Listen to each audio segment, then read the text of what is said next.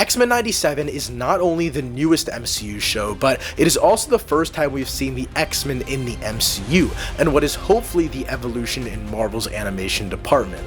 From layered storylines to actually sticking with dark themes throughout its runtime, X-Men 97 seems to be a pretty great step forward for this universe, and I think it's pushing us towards an ambitious future. The scariest thing about Genosha wasn't the death or the chaos. It was a thought. Magneto was right. This is going to be a review on the series as a whole. With that being said, there'll be timestamps linked in the description down below, and the entirety of this video will be containing mild spoilers for the entire show. I'll be talking about a few character plot points, some story points as well, but I won't be talking about any of the main resolutions. Also, over 98% of you guys who watch these videos aren't subscribed, so if you do enjoy this video and don't want to miss out on any more of my TV show reviews or reactions or breakdowns, make sure to subscribe button. But without wasting any more time, let's get right into it. And honestly, one of my favorite things about this show is the way that it sets up this world coming off of the original X-Men 97 show. Now, I haven't seen the entirety of the original show, but I think starting without Professor X was absolutely perfect. In my opinion, it's just jarring enough as an X-Men story to be like, oh, the main X-Men character that I know is Professor X. And my exposure to the X-Men as a whole is pretty limited since I haven't watched the original show. And so I think starting off on this story point was not only an amazing way for me to also get to learn and like all of these other characters,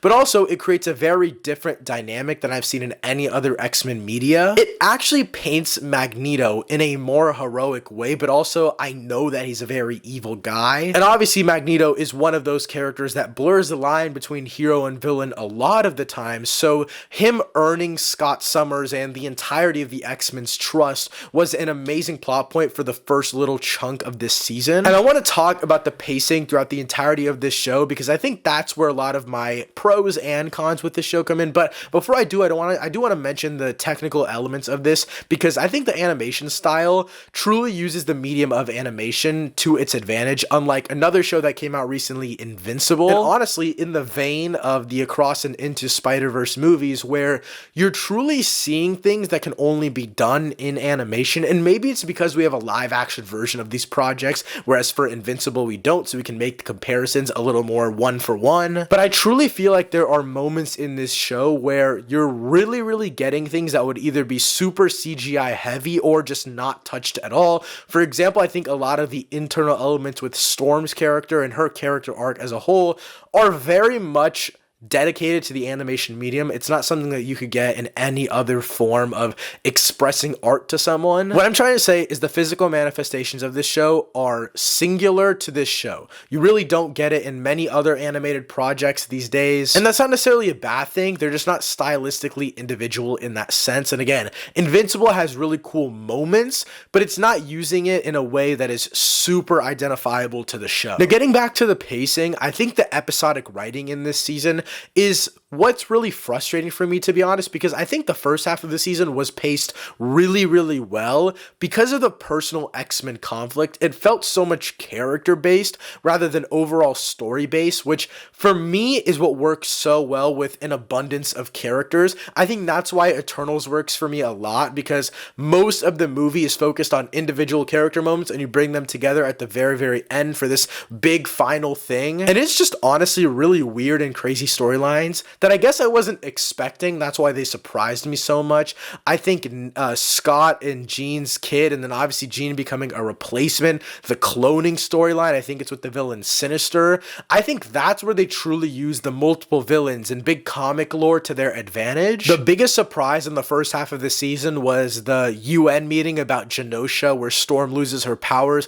I think not only was that an amazing moment where they're balancing politics and action, but there's so much character work going into these very small moments and ideas, and that really propels the show in such a small amount of time. I think the biggest factor though that really helped the first half of the season that was truly lacking in the second half of the season was Magneto's storyline. I think the trust of Magneto and him fighting for his trust with the X-Men, that's a really big part of honestly the first 2 to 3 episodes. But then the Magneto, Rogue, and Gambit storyline, that one does go a little bit deeper into the season, but towards the back end of the season, it gets convoluted with that solo Professor X episode, that video game episode. There are just things that I truly feel like break up the pacing, and it really feels inconsistent throughout the latter half of this season. The first half of this season feels like it never wastes time. It's constantly telling you something new about a character. It's constantly introducing you to a new story that you have to pick a side on.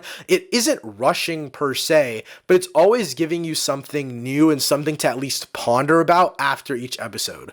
The second half of the season, maybe even just like 6, 7, 8, 9, and 10, they really do feel very slow. It's not necessarily just pacing wise they're slow. It feels like they're not filled with content. It feels like they're just running around for the sake of running around. That Professor X episode did not need to be its own episode. That one was arguably the most boring episode of the entire season, in a place where I feel like we were coming off of Gambit's death. I feel like there was so much more they really could have given us. And that's where I want to get into my biggest con of this season, and that's just the dull second half.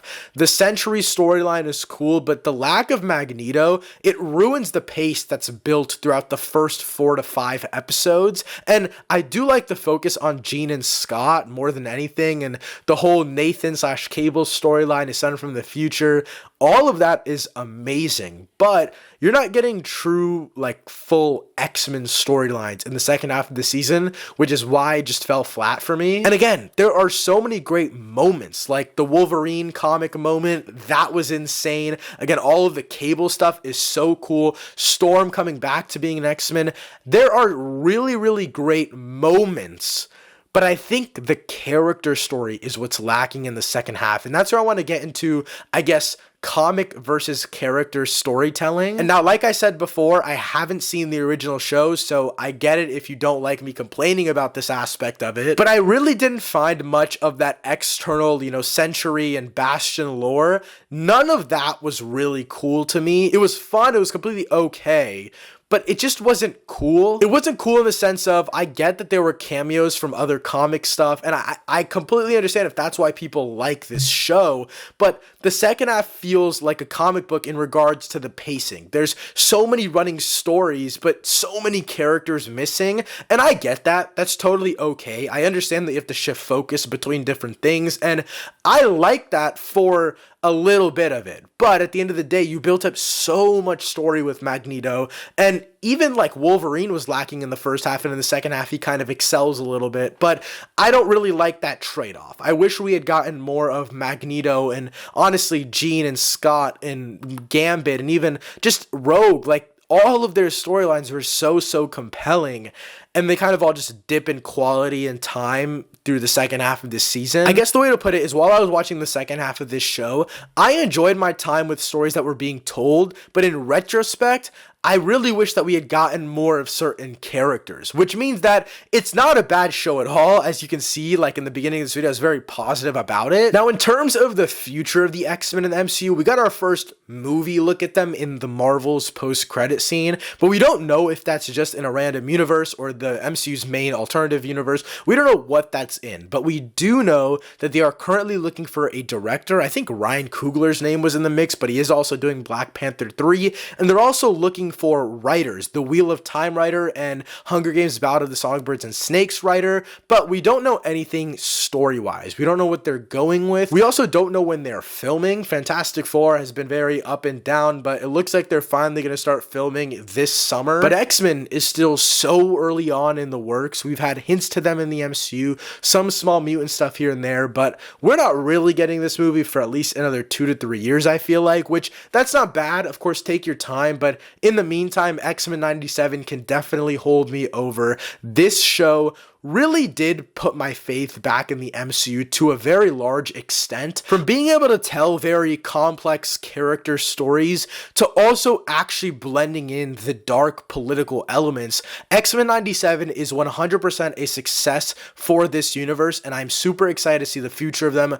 Overall, I do think this is by far one of the better Disney Plus series. I'm going to give this about an 8 out of 10, and I am beyond hyped for season 2. And again, let me know what you guys thought of the entirety of X-Men 97 in the comments down below. Thanks so much for watching. I'll see you next time. Peace.